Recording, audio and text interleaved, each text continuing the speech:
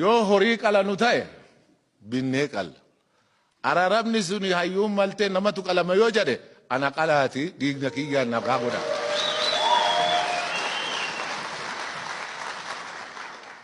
Isinitti dabala. Horii qalanii nagaa yoo ta'e binnee qalla.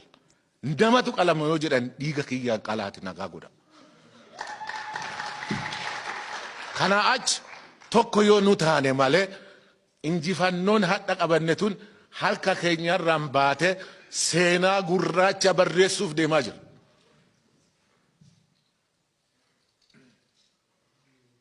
Oromoof seenaa barreessaa badaa gurraacha barreessuuf deemaa.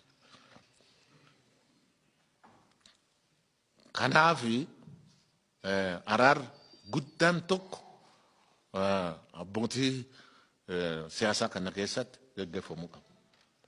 Yoo kun ta'e nagaan hin buutu. Yeroo gabaabaaf caffeen kun aangoo kan qabu hunduma gidduu galee ka isaanii fuudhee araarsu koree tokko dhaabee hadha murtii tokko ogeessota keessa kan qabu abbootii seera keessa kan qabu dippiloomaatota seera kan qabu koree tokko ijaartanii seera irratti tumtanii akka baatan kabajaan isin gaafadha. Wanna hunduma keessaan boochiseef dhiifama na godha. Anillee boo'etaan isin boochise.